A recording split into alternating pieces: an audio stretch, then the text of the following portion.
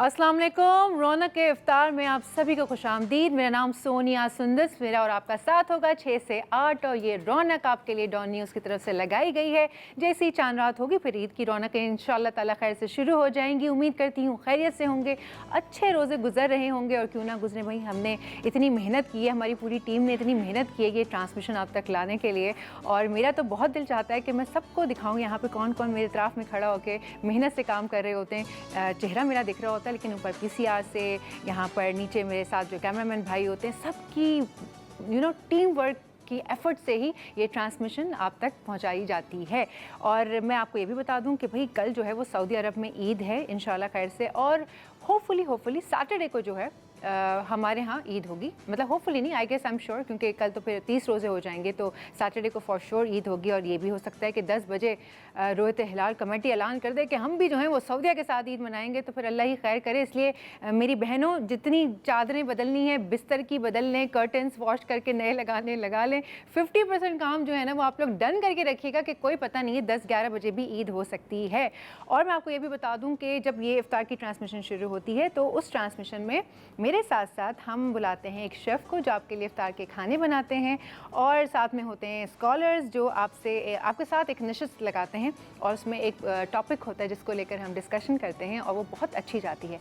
इस वक्त भी मेरे सामने एक बड़े अच्छे से शेफ़ खड़ी हैं, उनको इंट्रोड्यूस करवाएंगे, लेकिन पहले सेगमेंट शुरू करते हैं इफ्तार around the world.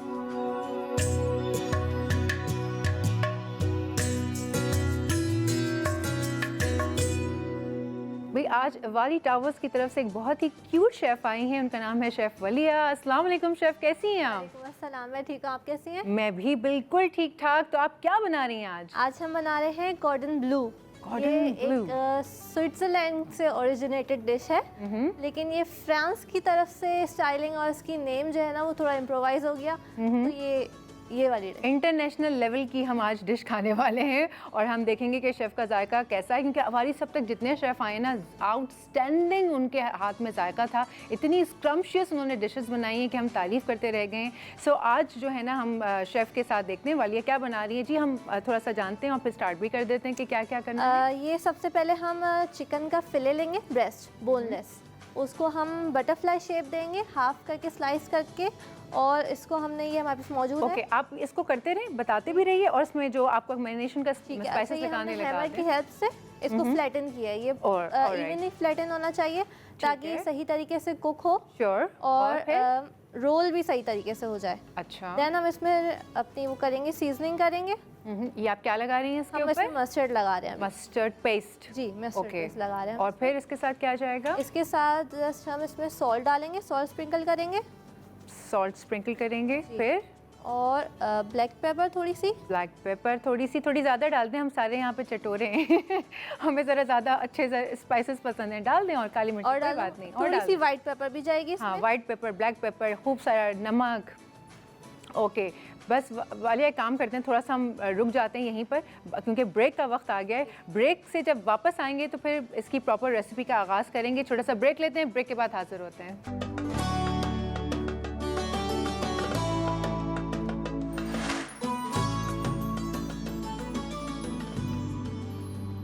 Welcome back. Chef आई हुई हैं, शेफ़ वालिया आवारी टावर्स से, और बना रही हैं बहुत ही डिफरेंट सी डिश।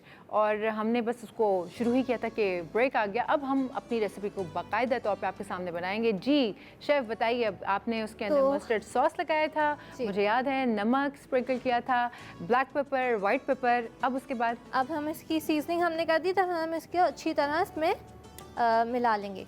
ओके, मतलब ये ब्रेक में अच्छा सा मैरिनेट हो चुका है इसका मतलब। गुड, ठीक है। देन हम इसकी लेयरिंग करेंगे।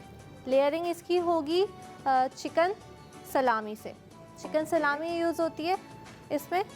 देन हम इसमें चीज़ लगाएंगे। ठीक है वाले, अगर आप मेरा एक छोटा सा फेवर कर सकें मुझे, आप ये फ्राइंग पैन उस तरफ अगर कर दें तो आपका जो शॉट है वो अच्छा आ जाएगा। और हम ये चीज़ ज़बरदस्त, अब आराम से करें। चिकन सलामी लगाने के बाद हम इसमें चीज़ लगाएंगे। वाह, काफ़ी हैवी डिश है। वैसे ये जो बनती है ये रुलाट की शेप में बनती है, लेकिन आज हमने थोड़ा सा इन्फ्यूजन किया है, हमने इसको चेंज कर दिया और हम इसको पॉकेट स्टाइल में बनाएंगे। ओके शेफ़, हम ठहरे सब नहारी खाने वाले, आप हमें ज़रा आसान उर्दू में बता दीजिए। ये हम पॉकेट स्टाइल मतलब ये रोलार्ड जो रोलार्ड एक्चुअली आप हम रोलार्ड निहारी बिरयानी खाने वाले रोलार्ड क्या समझे हम उसको? रोलार्ड हम चिकन को फ्लैटन करके उसके अंदर स्टफिंग करके उसको रोल कर देते हैं। रोल करके उसको हमें थोड़ा सा टाइम देना पड़ता है चिलर में ताकि वो सेट हो जाए। अभी हमारे पास टाइम नहीं है इसलिए हमने थोड़ा आसान तरीका और थोड़ा डिफरेंट तरीका फॉलो किया है। ये जल्दी बन जाता है, बहुत आसान है। Good, yes. हमने इसकी पॉकेट बना दी। अब हम इसको कोटिंग करेंगे, इसकी ब्रेडिंग करेंगे। फर्स्ट हम मैदा लगाएंगे इसमें। अभी क्या लगाएंगे? मैदा लगाएंगे। Okay, all purpose flour, right? मैदा लगाया हमने। फिर क्या करना है? फिर हमने इसको अंडे में अच्छा 1-2 मरतबा करने से वो ज़रा थिक कोटिंग हो जाती है ना चिकन की। ओके, ये तो बड़ी अच्छी हो गई। और इसके साथ हम सॉस बनाएंगे। जी, हम इसके साथ बनाएंगे honey mustard sauce. Honey mustard sauce. और वो कोई कुकिंग करने वाला सीन नहीं है उसका? नहीं, ये जस्ट मस्टर्ड से हम ऐसे ही बना लेंगे, मिक्स करके बन जाएगी, फटाफट सी सॉस है। अब हम इसमें क्रम्स लगाएंगे, ब्रेड क्रम्स। ठीक हो गया। अभी हमने ये बना के पॉकेट चिकन का इसको मैदे में लगाया है, फिर हम क्रम्स में लगा रहे हैं इसको। जी, फिर वापस से मैदे में लगाएंगे। नहीं, हम एक में आप डिपेंड करता है, आपको थिक कोटिंग चाहिए तो आप डबल उसको कोट कर सकते हैं। वो सारा चिकन को सिक्योर कर देती है ना थिक कोटिंग जो होती है। अब आप तो शेफ हैं माशाल्लाह, जो बाकी लोग घर में बनाएंगे वो कहेंगे ज़रा डबल ट्रिपल हम कर लें ताकि चिकन खुले नहीं। ऐसे ही है ना, ज़्यादातर लोगों को यही ज़रा प्रॉब्लम होता है कि चिकन खुल जाता है। ज़बरदस्त हो गया। हम ऑयल हीट पे रख देंगे। ये शैलो फ्राई हम कर रहे हैं अभी। अच्छा, वैसे आप इसको डीप फ्राई कर सकते हैं, एयर फ्रायर में बना सकते हैं और बेक भी कर सकते हैं। अरे वाह, ये तो ज़बरदस्त हो गया। और हेल्दी की हेल्दी डिश है। जी, है ना? जो लोग ऑयल नहीं खाना चाहते वो बेक कर लें तो वो बहुत ज़बरदस्त होती है। ये तो बहुत अच्छा, और शक्ल से भी बड़ा अच्छा लग रहा है वो स्क्वायर जो है ना। और कितने पीसेस हम इसके बना रहे हैं अभी? हम इसके 3 पीसेस बनाएंगे। ठीक है, तो आपने कुछ अच्छा अभी आप बना रही हैं 3 पीसेस अभी इसी वक्त? 2 मैंने बना लिए हैं, एक मैंने आपको। ठीक है, ये देखिए बस अब उसको हम करने लगे हैं शैलो फ्राई। और इसमें कितना टाइम लग जाएगा पकने में? वैसे कुकिंग टाइम कितना है इसमें? 6 to 7 मिनट्स में टर्न हो जाएगा ये। 6 to 7 मिनट्स, हाँ ठीक है। 6 to 7 मिनट्स में तो, क्योंकि हम यूजुअली कोशिश यही करते हैं कि ऐसे रेसिपीज़ लेकर आएँ जो झटपट तैयार हो जाएं, क्योंकि इफ्तार से पहले इतना ज़्यादा टाइम नहीं होता है। और इफ्तार के वक्त भी हम लोग सिर्फ एक चीज़ तो बना नहीं रहे होते, काफ़ी सारी चीज़ें बन रही होती हैं। तो फिर हम चाहते हैं कि कुछ ऐसी चीज़ें और इस तरह की झटपट वाली भी ऐड हो जाएँ, जैसे कि रूह अफ़ज़ा से आप बहुत सारी चीज़ें बना सकते हैं। अगर आप मीठा बनाना चाहते हैं तो जो हमदर्द है, हमदर्द का रूह अफ़ज़ा सिर्फ एक लाल शरबत ही नहीं, अब तो उन्होंने रूह सिंधु भी जो है वो इंट्रोड्यूस करवा दिया है। साथ में एक ग्रीन कलर का भी इन्होंने इंट्रोड्यूस करवाया है, उसका नाम है मेलानो। और साथ में इन्होंने डिफरेंट मसाला जात भी इंट्रोड्यूस करवा दिए हैं, जिसमें चाट मसाला है, जिसके अंदर बिरयानी मसाला भी शामिल है, और साथ साथ चाट मसाला, और उसके अलावा भी कुछ डिफरेंट स्पाइसेस हैं। जब आप जाएंगे ग्रोसरीज़ करने के लिए ईद के हवाले से तो ज़रूर जाके इनके प्रोडक्ट्स चेक कीजिएगा। 110 साल से ज़ायद हो गए हैं रूह अफ़ज़ा को, 35 से ज़ायद ममालिक में दस्तयाब है। और ये प्राइड है पाकिस्तान का कि पूरी दुनिया में रूह अफ़ज़ा मशहूर है, वही ऐसी बात नहीं है। अच्छा जनाब, ये तैयार हो गए हैं शेफ़? ऑयल हमारा गर्म हो गया। वैसे रूह अफ़ज़ा को चाहिए अब मुझे ब्रांड एम्बेसडर रख लें वैसे। ये देखिए, अच्छा जब तक शेफ़ तल रही हैं और शेफ़ को बनाना है, इसके बाद मस्टर्ड सॉस हम मस्टर्ड सॉस बनाएंगे और साथ में हम इसको सर्व करेंगे मैश पोटैटोस के साथ। बिल्कुल। अच्छा, और जो सॉस है वो हम ये भी बता दूं कि हमारे पास इस वक्त नेशनल के सॉसेस भी मौजूद हैं। नेशनल का मेयो गार्लिक है, अच्छा तो हमारे पास क्लासिक मेयो भी है, साथ में टमाटो केचप भी है, साथ में नेशनल का चिकन टिक्का मसाला भी है, साथ में हॉट सॉस भी है और रेड सॉस भी है। इसमें काफ़ी सारी वैरायटीज़ हैं और इनकी जो मेयोनीज़ है उसका जो टेक्सचर है वो बहुत ही वेलवेटी है। अगर आप चाहते हैं अपनी इफ्तार को मज़ीद उसका जो टेस्ट है उसको इन्हेंस करना चाहते हैं, मज़ा दोबारा करना चाहते हैं, तो इनका जो टोमेटो केचप है, चिली गार्लिक सॉस है, वो सारे बहुत ही टेस्टी हैं, 100% रियल टोमेटोज से बनी हैं। और मैं आपको ये बता दूं, शेफ़ जब तक फ्राई कर रही हैं उस चिकन को, शैलो फ्राई कर रही हैं, हम ले लेते हैं एक छोटा सा ब्रेक के बाद वापस आते हैं और फिर देखते हैं कि कहाँ तक पहुँचे हमारी रेसिपी।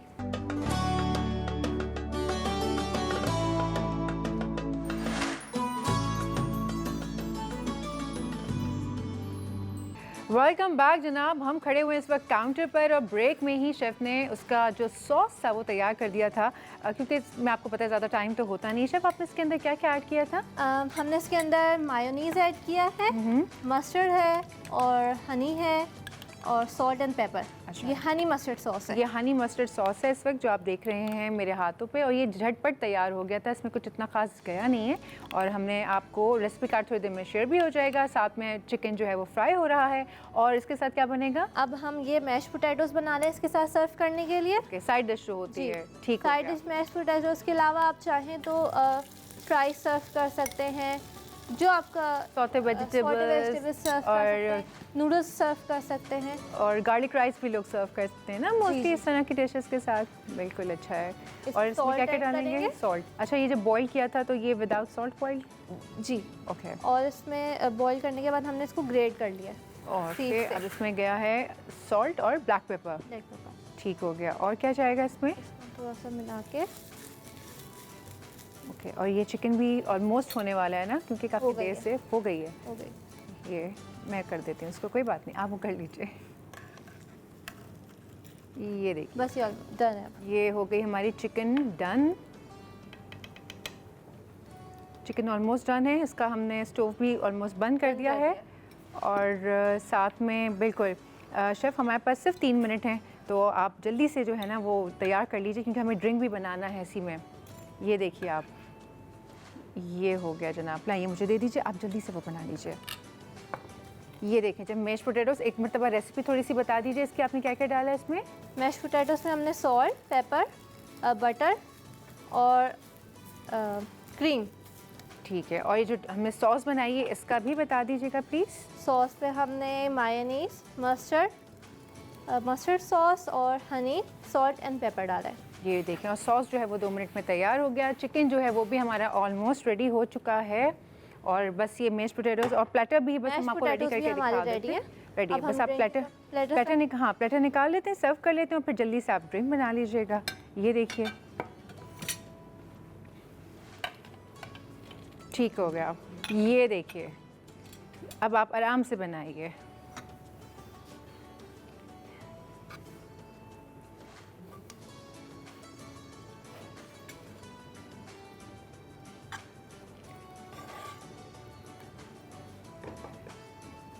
एक तो लोग समझेंगे मैंने स्क्रीन पे आना जाना लगाया हुआ है। क्या बताऊं मैं इनको कि मेरे कान में क्या सरगोशियां करते रहते हैं लोग।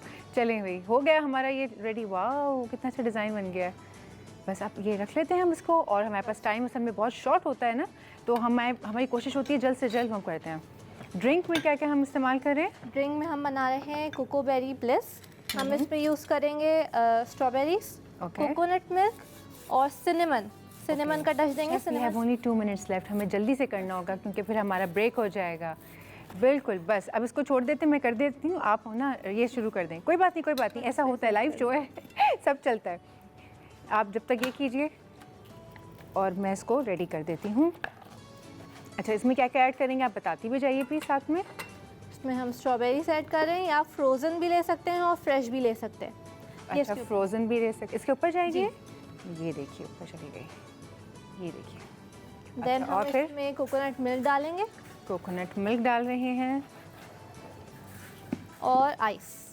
और आइस जाएगी। ठीक हो गया।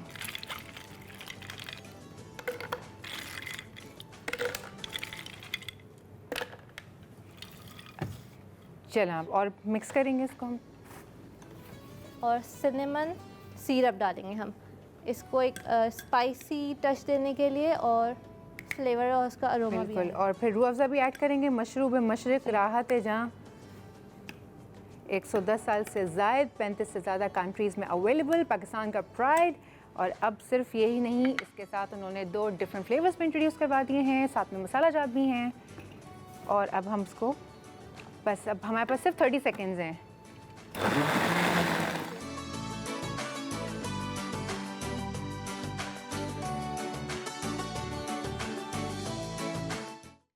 और ये हो गया तैयार। ये देखिए मैंने एक्स्ट्रा भी कुछ कर दिए हैं ताकि थोड़ा सा कुछ खुश शक्ल हो जाए। जैसे ही होना था। ज़बरदस्त हो गया। ये अब आप देख लें, ये प्लेटर में मैंने अपनी तरफ से डेकोरेशन कर दी है, वो ठीक है? ठीक। या इसमें आपको कुछ और भी करना है? ठीक हो गया? चलें भाई, ठीक हो गया भाई। हमने बना ली है ये चिकन बनाई थी, क्या नाम था इस चिकन का? कॉर्डन ब्लू। कॉर्डन ब्लू हमने चिकन बनाई है। और ड्रिंक कौन सी है हमारी? ये है cocoberry cinnamon bliss. Cocoberry cinnamon bliss. ये ड्रिंक हो गई तैयार। और अवारी से आई हुई थी शेफ़, आप बताएं ज़रा। वलिया, शेफ़ वलिया। शेफ़ वलिया आई हुई थी अवारी से और बहुत ज़बरदस्त उन्होंने चिकन और जूस बनाया है। और वक्त हो जाता है ब्रेक का। मैं और मेरी टीम करेंगे इफ्तार इसी डिश से और फिर आपको वापस आके बताएंगे। साथ में होंगे 2 स्कॉलर्स। तो लेते हैं छोटा सा ब्रेक।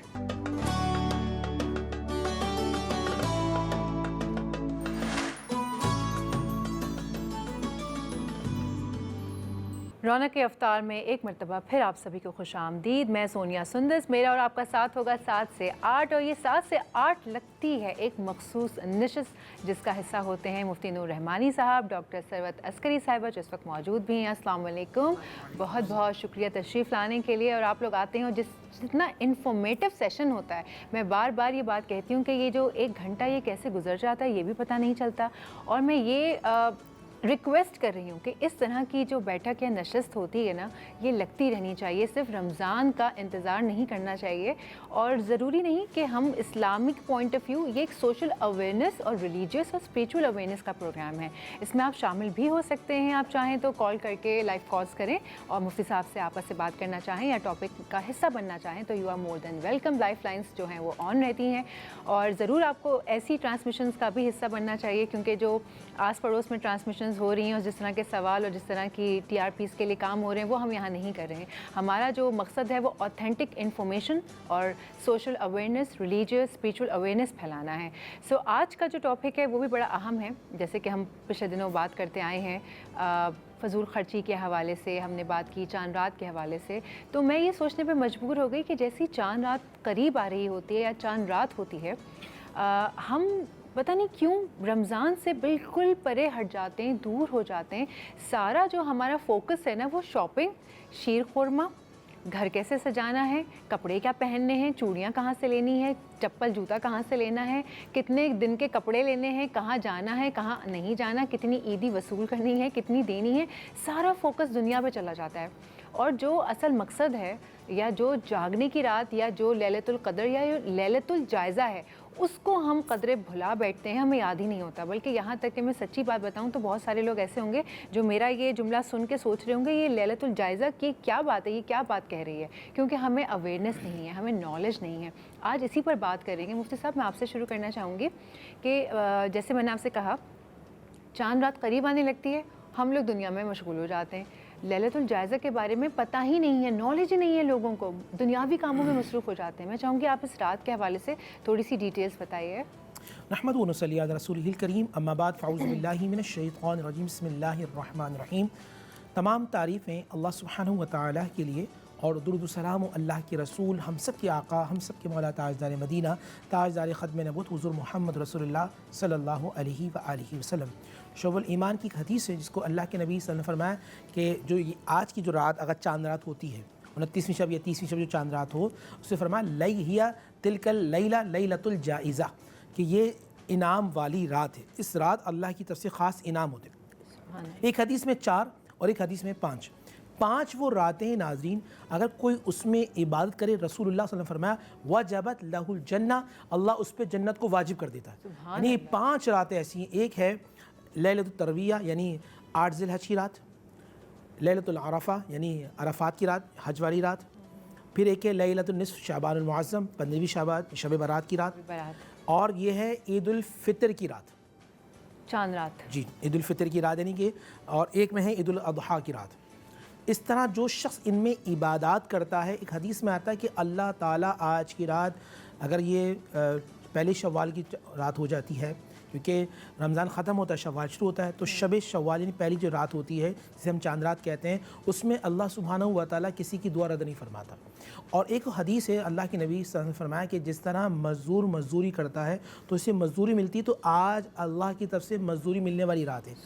फ़रिश्ते फरिश्तों में एक धूम मची होती है, एक इस्तकबाल होता है कि ये वो बंदा है कि जो अल्लाह की इबादत करता था, ये वो शख्स है जो कुरान की तिलावत करता था, ये वो शख्स है कि जो तरावी पढ़ता था, ये वो शख्स है जो अल्लाह की बारगाह में सजदा करता था और अल्लाह की तरफ से ख़ास फरिश्तों का नुज़ूल होता है उस बंदे के लिए। और एक हदीस का जो मफ़हूम ये बनता है कि अल्लाह ताला जो पूरा महीना, तवज्जो रखिएगा, जो पूरा महीना अल्लाह बख्शिश करता है वो इस रात में सब मिला के इतने बंदों की बख्शिश हो जाती है। सुभान कि मिसाल के तौर पे अगर 1 करोड़ की नेकी हो, लोग मुआफ़ आते हैं पूरा महीना, तो आज की रात अल्लाह 1 करोड़ को मुआफ़ फरमा देगा। मैं एक मिसाल दे रहा हूँ, यानी इस रात की इतनी बरकत है। और नबी अस्सलाम ने भी फरमाया इसको लैलतुल जाइज़ा, यानी इनाम वाली रात। लेकिन हम इसको गफलत में पढ़ के इस रात से गाफिल हो जाते हैं। जिस रात में नबी ने फरमाया अल्लाह जन्नत को वाजिब कर देता है, उस रात को छोड़ देते हैं। बिल्कुल, जिस रात पर नबी ने फरमाया कि जन्नत वाजिब हो जाती है, उस रात हम शॉपिंग में मशगूल हो जाते हैं और पूरी फैमिलीज़, और वही ये रमज़ान की हद तक वो सारी इबादत होती हैं और बाकी जो है वो दुनियावी काम हो रहे होते हैं।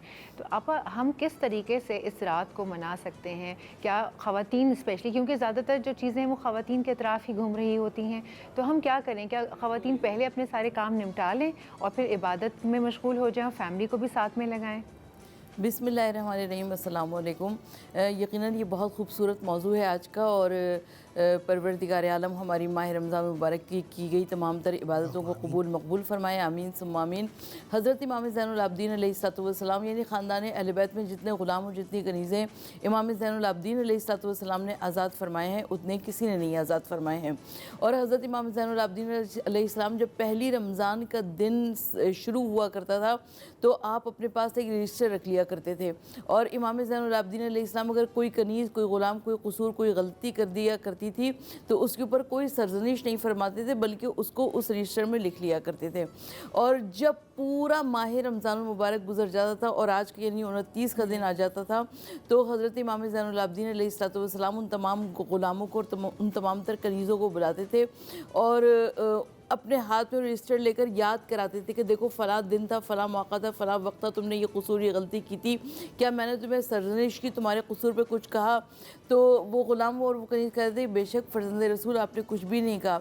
और हज़रत इमाम ज़ैनुल आबिदीन अलैहिस्सलाम एक मरतबा उस रजिस्टर को जानिब आसमान किया करते थे, कहते थे परवरदिगार आलम जिस तरह से मैंने इनके ख़ता और कसूर को माफ़ किया है, उसी तरह से तू भी मेरे ख़ता और कसूर को माफ़ फरमा दे। यकीनन इमाम ज़ैनुल आबिदीन अलैहिस्सलाम मासूम इमाम थे, उनसे किसी भी ख़ता और कसूर का कोई शायबा नहीं हो सकता, लेकिन हम उम्मतियों को ये तरीक़ा बताया कि किस तरीक़े से माफ़ी तलब करनी चाहिए।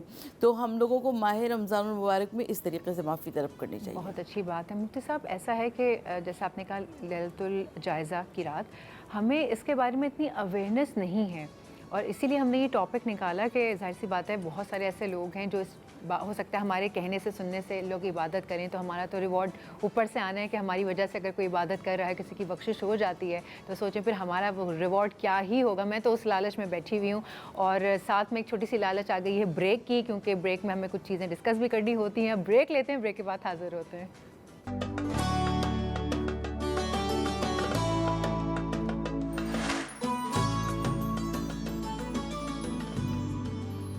वेलकम बैक जनाब। अभी हम ब्रेक में देख रहे थे कि हमारे चैनल पे भी दिखाया जा रहा है कि रोहत हिलाल कमेटी का इजलास जो है वो जारी है, और अगर ट्रांसमिशन के दरमियान ही चांद हो जाता है तो हम आपको ख़ुद इतला दे देंगे, और नहीं होता तो कोई बात नहीं, हम इबादत करेंगे।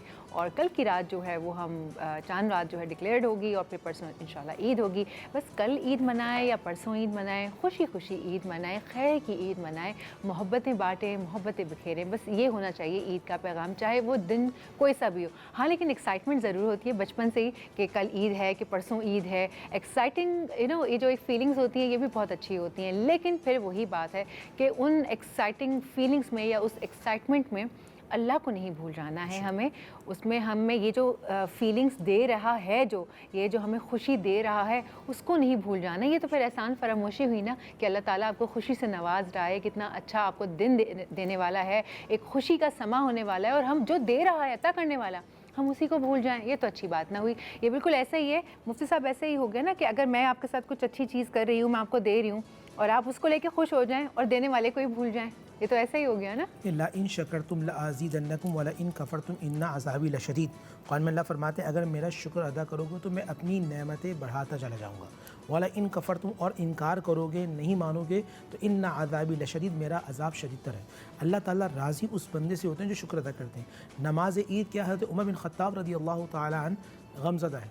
किसी ने पूछा हज़रत आप गमज़दा क्यों? फरमाया ईद तो उसकी हो जिसकी अल्लाह ने सारी इबादतें कबूल की हैं। ईद उसकी है और ईद का दिन वो भी होता है जब बंदा गुनाहों से पाक रहे, अल्लाह की इबादत करे और अल्लाह ताला को राज़ी कर ले, बेशक। तो वो यौम ईद है, क्योंकि उसमें फिर अल्लाह का दीदार होगा। कहते हैं ना यौम ईद यौम दीद, यानी कि हम अगर गुनाहों से पाकीज़ा हो जाएं, छोड़ दें, तो फिर अल्लाह का दीदार मुमकिन है। तो एक मोमिन को चाहिए अपना भी ख्याल करें, पड़ोसियों का, गरीब रिश्तेदारों का, यतीम बेवाओं का। अगर आपके रिश्तेदारों में किसी का इंतकाल हो जाए, उनके छोटे बच्चे, ईद के दिन ख़ास तौर पे उनके साथ सेलिब्रेट करें, उनको अता कीजिए, अल्लाह आपको बहुत अता फरमाए। बेशक ऐसे ही आपा, जैसे मुफ्ती साहब ने कहा कि जिन लोगों का इंतकाल हो गया उनके लिए आप वो करें, तो अब जैसे जो चांद की रात आती है, जो चांद रात है जिसमें हम कहें कि कल ईद है, तो कोई ऐसी चीज़ है जो हम सदका जारिया के तौर पर जो मरहूमीन हैं, जो हमारे प्यारे नहीं रहे, हम उनके लिए कुछ कर सकें?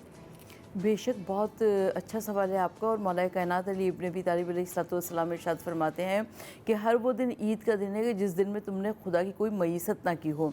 तो यानी वो दिन ईद का है जिस दिन आपने परवरदिगार आलम की जानिब कोई गुनाह ना किया हो और अपने आप को पाक साफ़ सीधा सच्चा रखा हो। और जैसा कि आपने फरमाया मरहूमीन के लिहाज से, तो यकीनन मरहूमीन के लिए तो चाहे आप एक अलहम्द और 3 मरतबा सूरह इखलास पढ़ लें या 2 रकात नमाज पढ़ लें या कुछ सदका व खैरात कर दें, तो वो उनके लिए बहुत ज़्यादा अजर सवाब का बाइस होगा। मतलब नमाज पढ़ के उनको बख्श दें, बेशक। और 3 मरतबा कुल वल्लाह पढ़ना, यानी कि एक कुरान शरीफ का सवाब हो जाता है, तो आप वो बख्श दें। आपने जो कुरान शरीफ पढ़ा है आप वो भी बख्श सकते हैं ना, उनको उसमें शामिल कर सकते हैं। तो बहुत ही अच्छी बात हो गई। देखें कि जो भी कुछ आप पढ़ें, आपके जो एंसेस्टर्स या आपके नाना या कोई भी आपका ऐसे फैमिली मेम्बर जो नहीं रहा, आप उनको बख्श सकते हैं। यहाँ तक कि कुरान शरीफ जो होता है 30 पारे होते हैं, अगर आप वही रखवा दें इस गर्ज से कि ये कुरान शरीफ जो भी मस्जिद में जब भी कभी पढ़ेगा तो उसका सवाब जो है वो उनको पहुँचेगा। ये एक छोटी सी नेकी होती है और वो जो है सवाब उनको मिलता रहता है। और इस तरह की छोटी छोटी नेकियाँ करें और जो नहीं रहे ना उन तक पहुँचाने की कोशिश करें, और साथ में ये आपके भी सवाब का बायस बनेगा और आपकी बख्शिश का भी बायस बनेगा। लेते हैं एक छोटा सा ब्रेक के बाद हाजिर होते हैं।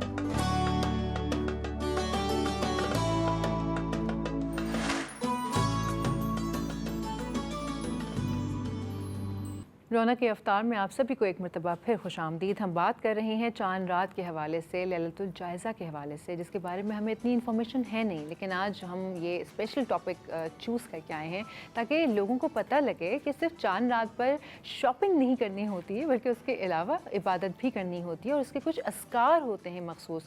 मुफ्ती साहब, आप हमें बताएँगे कि इस रात हम क्या क्या पढ़ सकते हैं, क्या क्या अस्कार हैं? बिस्मिल्लाहिर्रहमानिर्रहीम। देखिए कोई ख़ास अस्कार नबी अलैहिस्सलाम रिवायत तो नहीं, मरफ़ून तो नहीं है। अच्छा। ये कि सबसे पहले तौबा इस्तिग़फ़ार बहुत ज़्यादा कसरत से करना चाहिए। अल्लाह सुब्हानहू व तआला की बारगाह में गिड़गिड़ाना चाहिए, परवरदिगार आलम जो मैंने आफ़ाल अमाल किए अल्लाह उसको अपनी बारगाह में कबूल फरमा। दूसरी बात है लैलतुल जायज़ा, लैल अरबी का लफ्ज़ है, जायज़ा भी अरबी का, इसका मतलब होता है इनाम। अगर इसी जायज़ा को उर्दू में लें तो मतलब हमें इस महीने अपने आमाल का जायज़ा भी लेना है। हमारे अंदर तब्दीली आई या नहीं आई, हम सच बोलने के आदी हुए या भी सच इस तरह बोलते हैं कि लोगों के दिल टूट जाते हैं, हम झूठ से दूर होना शुरू हो गए, बुग़्ज़, अदावत, नफ़रत, ग़ीबत ये हमसे ख़त्म हुई, नमाज का ज़ौक़ और शौक़ हमारे अंदर आया, हमें तिलावत कुरान की चाहत बढ़ी, नबी पाक सल्लल्लाहु अलैहि वसल्लम पे दुरूद पढ़ना शुरू किया कसरत के साथ, नबी की सुन्नतों को अपनाया। अगर नहीं अपनाया तो फिर जायज़ा लें और अल्लाह से आज भी तौबा इस्तिग़फ़ार करके उस तरफ बढ़ने की कोशिश कीजिए। सबसे अच्छे मुसलमान और अच्छे इंसान बने, आप अच्छे शौहर, अच्छे भाई, अच्छे बेटे बने। आप औरत हैं, मेरी बहनें सुन रही हैं, वो अच्छी माएँ, अच्छी बेटियाँ, अच्छी बहनें बने ताकि मुआशरा अच्छा हो सके। हम जितना अपने आप को बदलेंगे फिर अल्लाह ताला हमसे राज़ी होता है। अगर हम नहीं बदलेंगे तो अल्लाह ताला हमसे राज़ी नहीं होता। अल्लाह हिदायत भी उसे देता जो हिदायत चाहता है, जो हिदायत नहीं चाहता अल्लाह भी उसको अता नहीं फरमाता। तो आज रात में समझता हूँ फिर एक चांस है कि नबी इस्लाम की हदीस के मुताबिक जो पूरा रमज़ान, अगर आज की रात चांद रात होती है तो पूरा रमज़ान जिनकी बख्शिश थी उतनी आज एक रात में अल्लाह बख्शिश फरमाता है। यानी कि अल्लाह ताला चाहते हैं कि मुझसे मेरी जन्नत लेनी, तो आज रात हमें अपने आमाल पे तवज्जो देनी है, हमसे क्या गलतियाँ हो रही हैं और हम किस तरह उसको बेहतर कर सकते हैं। बिल्कुल ऐसे आपा, जैसे लैलतुल क़द्र रातें हैं और वो इतनी अहम रातें हैं जिसमें बख्शिश के लिए अल्लाह कह रहा है लैलतुल जायज़ा भी उतनी ही अहम है। तो जो इबादत हम उसमें कर रहे हैं, जिस तरह से हम उसमें दुआएं मांग रहे हैं, सेम उसी तरीके से इस रात भी हम मांगें। अच्छा, ये माह रमज़ान मुबारक रुखसत हो रहा है, तो आप रुखसत होते हुए माह रमज़ान मुबारक में जितनी दुआएं मांग सकते हैं आप वो दुआएं मांगिए और परवरदिगार आलम से, इसलिए कि रोज़ा रूहानी तज़किये नफ्स के तौर पर बहुत ज़्यादा अहमियत रखता है। और अब आप 1 महीने के रोज़े रख कर जब आप ये शव्वाल के, अगर आज चाँद हो जाता है तो आप शव्वाल के महीने में दाखिल हो जाएंगे और अगर नहीं होता तो परसों दाखिल हो जाएंगे।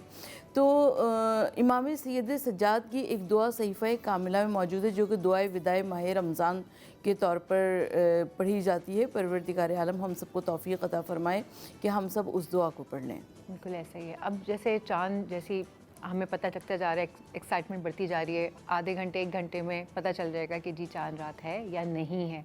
हमें चाहिए कि भाई अपनी जो तैयारी है ना, मैं समझती हूँ हम बिल्कुल एंड पे जो तैयारी करते हैं जिसकी वजह से हम इबादत नहीं कर पाते, ऐसी है ना आपा, हम एंड पे रखते हैं अपनी तैयारियाँ। अगर थोड़ी सी तैयारियाँ पहले कर ली जाएँ ख़वातीन के लिए अच्छा, देखिए सोनिया, सबसे पहली बात तो ये कि ईद अचानक तो नहीं आ रही है। सबको पता है कि 29 या 30 रोज़ों के बाद 28 रोज़े तो होंगे ही होंगे, उसके बाद 29 या 30, बिल्कुल 29 तो रोज़े होंगे ही होंगे। तो हमको उस ईद की तैयारी पहले कर लेनी चाहिए और चांद रात को हमें अपनी इबादत इलाही के लिए निकालना चाहिए टाइम। बिल्कुल ऐसे ही है, लेकिन शायद हम बचपन से ये प्रैक्टिस देखते आ रहे हैं ना, मेरा ख्याल है, मुझे तो यही लगता है कि बचपन से हमने यही देखा कि तैयारियां हो रही हैं और आखिर के 2 दिनों में ज़ोर शोर से तैयारी होती है। फोकस हमारा ना इबादत पर, मामलात पे होना चाहिए। मैंने आपसे पहले भी अर्ज़ किया कि हमारे यहाँ शॉपिंग करना हराम नहीं, बाज़ारों में जाना हराम नहीं। पहली बात तो ये, अगर ज़रूरत है तो फिर जाइए। आप उसको बतौर इवेंट से आते हैं, जब इवेंट जाते हैं तो बहुत सारे लोग ये हक़ तलफ़ी करते हैं, बहुत सारे लोग फिर मामलात को ख़राबी की तरफ लेके जाते हैं, बहुत ज़्यादा चीज़ें ख़राबी की तरफ होती हैं। अगर पहले से हर चीज़ को मैनेज कर लिया जाए तो शरीयत ने बहुत सारी चीज़ों को इजाज़त दी है। आज की रात मसला में ये होता है कि आज की रात एक आखिरी चांस होता है, तो शरीयत ये चाहती है कि आखिरी चांस भी आप उसको एक्सेप्ट कर लें, उसको लें, ताकि आप अल्लाह की बारगाह में कबूल हो सकें। बेशक बहुत ही अच्छी बात कही कि भाई ये जो चांद रात है ये एक तरह से अल्लाह की तरफ से एक लास्ट चांस आपको दिया जा रहा है कि जहाँ कहीं अब आपकी इबादत में कोई कमी बेशी रह गई है, कोई दुआ मांगने से रह गई है, अपना नसीब बदलना चाहते हैं, अपनी बख्शिश करना चाहते हैं या बख्शिश अपने महरूमीन की करवाना चाहते हैं या उनके लिए दुआ गो हैं, आप जो भी करना चाहते हैं, तो जो चांद रात है एक लास्ट चांस की तरह से आपको दिया जा रहा है। तो मुझे लगता है कि ये लास्ट चांस जो है ना वो अवेल करना बड़ा ही ज़रूरी है, क्योंकि हमें नहीं पता कि हमसे कहाँ इबादत में कोताही हो जाए। हम इंसान है और इंसान खता का पुतला है। सब वक्त हो जाता है एक ब्रेक का, एक छोटा सा ब्रेक लेते हैं, ब्रेक के बाद हाजिर होते हैं।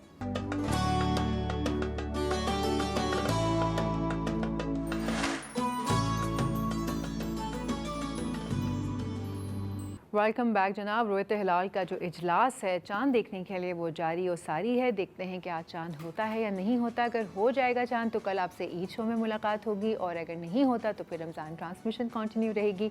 रमज़ान जैसे ही ख़त्म होंगे यानी कि 30 रोज़े के बाद या 29 रोज़े के बाद ईद की जो रौनक है वो डॉन न्यूज़ की जानिब से लगी रहेंगी। 3 से 4 रोज़ तक आप देखते रहेंगे मुख्तलिफ ईद शोज़ और साथ साथ न्यूज़ अपडेट का सिलसिला भी जारी रहेगा। इस वक्त प्रोग्राम ऑलमोस्ट ख़त्म होने वाला है। मेरा और आपका 7-8 बजे तक होता है, तो मैं चाहूँगी आप भी, मुफ्ती साहब आप भी, कोई अच्छा सा मैसेज लोगों को दें जिसमें आप उनको बताएं कि भाई ये जो लैलतुल जायज़ा है ये भी बड़ी इंपॉर्टेंट रात है और साथ में जो है शॉपिंग भी करें लेकिन अल्लाह की इबादत भी करें।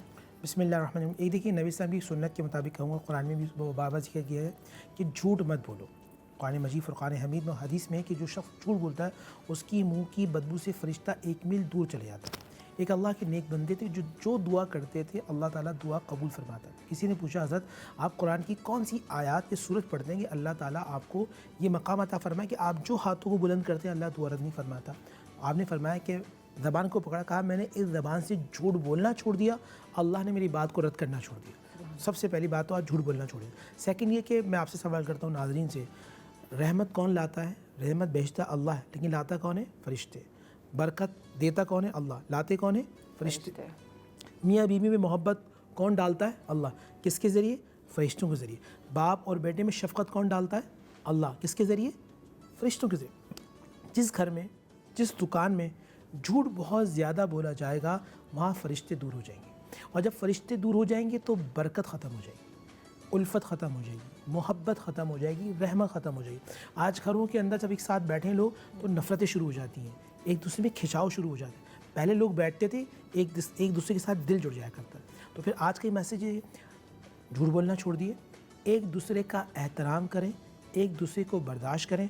खुदा के लिए अगर किसी की कोई बात बुरी लगी है, अल्लाह की खातिर माफ़ करते हैं। वल काज़िमीनल गैज़, गुस्सा पी जाने वाले, वल आफ़ीना अनिन नास, लोगों को माफ़ कर देने वाले, वल्लाहु युहिब्बुल मुहसिनीन, अल्लाह ऐसों से मोहब्बत करता है। तो आज का पैगाम ये कि माफ़ करना सीखें, झूठ बोलना छोड़ दें, बिल्कुल ख़त्म कर दें। और तीसरा, जो भी काम करें सिर्फ़ अल्लाह के लिए करें, अल्लाह आपसे राज़ी हो जाएगा। लैलतुल जायज़ा में आज रात अपना जायज़ा ज़रूर लीजिएगा, मैं किस मकाम पे खड़ा हूँ, और उस मकाम से आपको अल्लाह की तरफ आगे बढ़ना है। गलतियों को छोड़ देना है, तौबा करनी है। जो शख्स सच्ची तौबा कर ले, हदीस में वो ऐसा हो जाता है जैसे वो आज पैदा हुआ है, यानी अल्लाह उसके सारे गुनाहों को माफ़ फरमा देता है और फरिश्तों के सामने पर्दा डाल देता है। फरिश्ते उसकी नेकियां देखते हैं, बुरा देख कितनी मोहब्बत करता है अल्लाह कि फ़रिश्तों के सामने सिर्फ नेकियां नज़र आती हैं। फ़रिश्ते ये उस बंदे पे फ़ख्र करते हैं कि ये अल्लाह का कितना प्यारा बंदा है कि अल्लाह की बारगाह में सजदा कर रहा है, और अल्लाह आसमानी दुनिया में उसका नाम लेके फ़ख्र फरमा रहे होते हैं। सुभान अल्लाह, सुभान अल्लाह। आपा, आप कुछ कहना चाहेंगे? यकीनन मैं भी यही कहना चाहूँगी कि परवरदिगार आलम का एहसान है कि उसने हमें माह रमज़ान मुबारक अता फरमाया, और आज लैलतुल जायज़ा की ये रात जो अगर हो रात जाती है, अगर हो जाती है तो ये हमारे लिए बहुत ज़्यादा अहमियत की हामिल है। दुनिया की दोस्ती गुनाहों की जड़ है और बाज़ार वैसे ही शैतान की आमाजगाह है। तो आप कोशिश कीजिए कि इस टाइम को मुसल्ले इबादत पर गुजारें, बजाय इसके कि बाज़ारों में फिरने के। और दूसरी बात ये कि ये जो अफ्तार और सहर के डिनर्स बहुत ज़्यादा मशहूर ज़माना हो गए हैं, और कितने महंगाई है, और महंगे दौर में इतने अगर 4 या 5 अफराद घर के वो सहरी अफ्तार डिनर्स करते हैं तो उतनी तो हमारी एक वर्कर्स की तनख्वाह हो जाती है।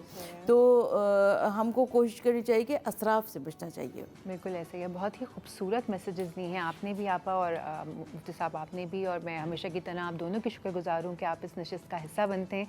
और मेरे लिए बहुत ही प्राइड की और खुश नसीबी की बात है कि इस ट्रांसमिशन का मैं हिस्सा बनी, और आप दोनों से मुझे जितनी नॉलेज मिली है, जितना प्यार मिला है, हमारी ऑडियंस से जितनी अप्रिसिएशन मिली है, यकीन जानिए इस अप्रिसिएशन ने हमारे दिल बड़े कर दिए हैं कि जो हमारी टीम की काविशों से ये टीम एफर्ट थी, obviously it goes without saying कि हम सब लोग मिलकर दिन रात, आप यकीन कीजिए इस ट्रांसमिशन के लिए बहुत सारे ऐसे लोग होते हैं यहाँ पे जो सोते भी नहीं हैं। बहुत सारे लोग ऐसे भी हैं जो जान मार रहे हैं कि भाई ज़्यादा से ज़्यादा अच्छी इन्फॉर्मेशन जाए, कंटेंट क्या होना चाहिए, क्या नहीं होना चाहिए।